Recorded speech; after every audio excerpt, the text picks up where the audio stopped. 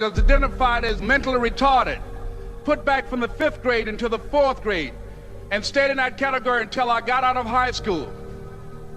I don't have any college training, but I met a high school teacher who one day changed my life. I was waiting on another student, and when he came in, he said to me, "Young man, go to the board and write what I'm about to tell you." And I said, I can't do that, sir. He said, "Why not?" I said, "I'm not one of your students." He said, "It doesn't matter, follow my directions now." I said, "I can't do that, sir." He said, "Why not?"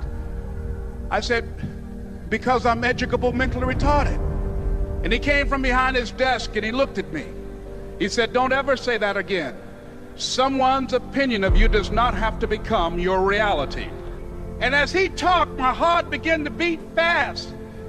Tears began to run down my eyes, and I was in the back just listening to him, because the speech he was giving, that speech was for me. And he said, "Les Brown," he said, "if you want to do anything worthwhile in life, you've got to be hungry." I told Mr. Washington I wanted to become a disc jockey. And so I started working to develop myself. He said, "I want you to practice every day being a disc jockey." I said, "But I don't have any job now." He said, "It doesn't matter." He said that it's better to be prepared for an opportunity and not have one than to have an opportunity and not be prepared. And as I was working to develop myself, I applied for a job as a disc jockey, WMB, on Miami Beach. I went to a guy named Milton Butterball.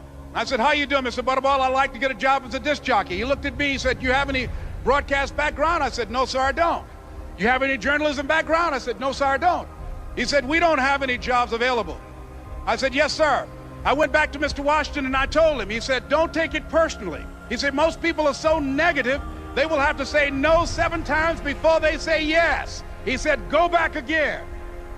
So I went back again. I said, "How you doing, Mr. Butterball? My name is Les Brown." He said, "I know what your name is. What do you want?" I said, "I'd like to know whether or not you have any jobs as a disc jockey, sir." He said, "Didn't I just tell you yesterday we didn't have any jobs?" I said, "Yes, sir, but I know whether or not somebody got laid off or somebody was fired, sir." He said, "No one was laid off or fired. Now get on out of here." I came back the next day like I was seeing him for the first time. I said, "Hello, Mr. Butterball, how are you?" He looked at me with rage. He said, "Go get me some coffee." I said, "Yes, sir." And I went to get him some coffee. After a while, I would get their lunch and dinner, and I would go in the control rooms and take the disc jockeys their food, and I would not leave until they would ask me to leave. One Saturday afternoon, while I was at the radio station, a guy named Rock was drinking while he was on the air. I was the only one there, looking at him through the control room windows, walking back and forth, young, ready, and hungry. Pretty soon the phone rang, and it was the general manager.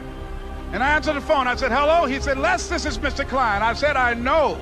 He said, "Rock can't finish his program." I said, "I know." He said, "Would you call one of the other DJs in?" I said, "Yes, sir." I hung the phone up. I said, "Now he must think I'm crazy." I called my mom and my girlfriend, Cassandra. I said, "Y'all turn up the radio and come out on the front porch. I'm about to come on the air." I waited for about 20 minutes, and I called him back. I said, "Mr. Klein, I can't find nobody." He said, "Young boy, do you know how to work the controls?" I said, "Yes, sir." He said, "Go in there and don't say nothing here." I said, "Yes, sir." I couldn't wait to get behind those controls. I put on an old Stevie Wonder record called Fingertips. I sat down behind that turntable. I said, "Look out, this is me, LB Triple P, Les Brown, your platter playing papa. There were none before me, and there will be none after me. Therefore, that makes me the one and only. Young and single and love to mingle, certified, bona fide, indubitably qualified to bring you satisfaction, a whole lot of action. Look out, baby, I'm your love man." I was hungry. I was hungry. You got to be hungry. Begin to know that you have greatness within you.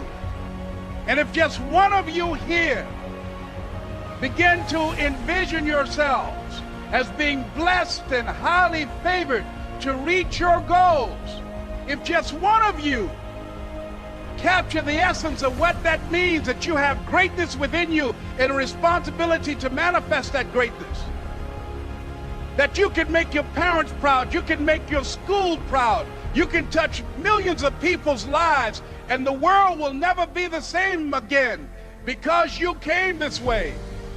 It was hard, ladies and gentlemen, coming to speak to people. And I was facing financial difficulties in my own life. I was behind on my bills and my dreams, and I'm saying to them, you can live your dream. It was hard, ladies and gentlemen. It was very difficult to pick myself up each day believing that I could do it. There were times that I doubted myself. I used to ask myself, can I do this? And something said within me, you're the one. Don't give up on your dream. By continuing to push forward, by continuing to run toward my dream, that one day I would have my own talk show. It's a long shot, ladies and gentlemen, from Liberty City, an abandoned building on a floor, never knowing my mother or father. It's a long shot. Being here with you today in this dome in Atlanta, it's a long shot. No college training, labeled educable, mentally retarded, but I kept running toward my dream. Don't stop.